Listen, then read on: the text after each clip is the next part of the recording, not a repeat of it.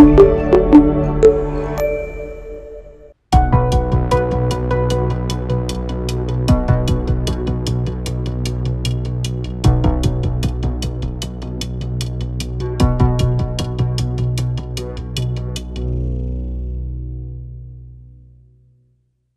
morning. In the next few minutes, I would like to talk about my PhD DEM, investigation of executive function in infant cerebral palsy, and about the progress of my researches. My name is Nóra Zimonyi. I'm a conductor and a PhD student. I work at András Pető Practicing Primary School. My vision is that in the future, I would like to live in a world in which citizens with CP are a productive and integral part of society. I'm a conductor, therefore I would like to develop the skills of patients living CP. I'm fully committed to a more targeted development program for people with CP that could also improve their quality of life. Currently working on two projects in order to get to know the executive functions of people with cerebral palsy. You can see the first project title, which I will present below. Why is it important to examine the executive function in this population? Children with cerebral palsy may have problems with movement, walking, difficulty speaking, learning difficulties, and cognitive impairments. But we don't know much about their executive functions. However, these are important for the school and life success. Therefore, the aim is to examine the executive functions of people with cerebral palsy. First of all, let me tell a few words about the executive functions. These are a set of mental skills that include working memory, inhibitory control, and cognitive flexibility. Working memory, which allows information and thoughts to be kept in our minds and manipulated with them. Inhibitory control, which includes self-control, inhibition of unwanted behavior, and selective attention. Cognitive flexibility, which means that we can solve a problem in several ways. We are able to quickly switch between our mental sets and strategies. We use these skills every day to learn, work, and manage daily life. Trouble with the executive functions can make it hard to focus, file of directions, and hand emotions. You can see our clinical question above, and we have two hypotheses.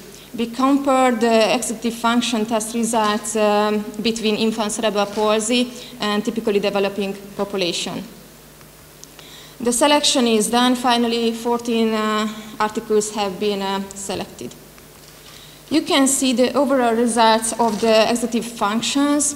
The articles use different tests, and these tests move on different scales. Therefore, we didn't use raw mean difference, but we used standardized mean difference. The results are on one side, and if we look at the heterogeneity, we see that it is a bit heterogeneous. The results show that CP's people have disadvantage of executive functions compared to their typically developing peers. We got significant results, and if we read the articles, we can see that the difference are not just statistically, but clinically as well. We also viewed the results on the components. Now we can see the results of one of the executive functions components, namely working memory. Similarly to the overall functions, the results are on the left side, but the results of the articles are more homogeneous. If you look at the standardized mean difference, it showed us that the CP's population has a disadvantage in these components, which is significant. If we look at the results of the inhibitory control, they are very similar to the ones in the working memory. The results are also in the left side, and the results of the articles are heterogeneous. The standardized mean difference is also significant, which means the CP population also had a disadvantage in this component. Regarding cognitive flexibility, the results are a little bit different because the results of the articles are on the left side, but the articles are homogeneous. About the strengths and limitations, because we collected enough articles, we were also able to examine the components of the executive functions. And there are more articles about children than adults. For children, there were enough articles to generalize the findings. However, for adults, the limited number of articles makes generalization difficult. And also limitation, the different tests measured the same aspects, so we performed standardization. As we assumed, cerebral palsy have disadvantage in their performance of their executive functions compared to the typically developing peers. So it is very important that we build in this into their development program. It would be useful to do researches in the future to examine the effectiveness of development programs. I finished the article draft, currently being reviewed by supervisors. Planned submissions dates is the end of September. The second project would be to analyze and publish the results of a research. This research was made some years before. It's a descriptive cross-sectional study about the executive functions in two groups, children with CP and typically developing children. We have the necessary approvals. On the CP group, the inclusion criteria was the diagnosis of cerebral palsy with ICD code. Exclusion criteria was if the child had been diagnosed with any psychological disorder and epilepsy. The control group matched the CP sample by age and gender. They were typically developing children, while exclusion criteria was similar than in the cerebral palsy group. We used this test, you can see above. We couldn't take every test with everyone. The highlighted numbers show the final number of participants. For example, we didn't take the Stroop test with children who couldn't read well, so we had 54 participants. There were children who started taking the test but dropped out because we found some problem during the process. The two figures show that age and gender matching were fine in two groups. We have preliminary results, although these have yet to be interpreted. We will soon get the final results for this project as well, and after when I finalize the first article, I can start writing the second article. What are the strengths and limitations of this research? The sample size is larger, about twice as much than previous researches, even if we couldn't take all tests with everyone. This study contains 7 tests, and also most articles used for 3 tests. Furthermore, this is the first study that comprehensively examines the cerebral palsy population.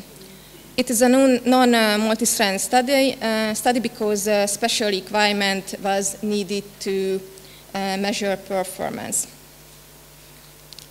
Planned submissions dates are September and November.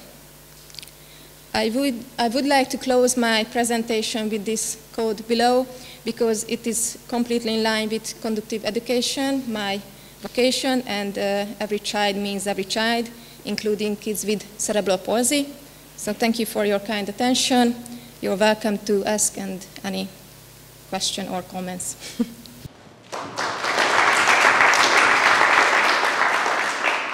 My question is regarding on your first project, the meta-analysis. As I remember, you have a lot of articles and results in each forest plot. So did you think about some subgroup analysis, for example, based on severity or something like that? Yes, thank you for your question. We did some subgroup analysis. For example, considering the applied research methodology, the importance of matching the control group to the CP group based on age, gender, and other background variables is highlighted by the results of the moderator analysis.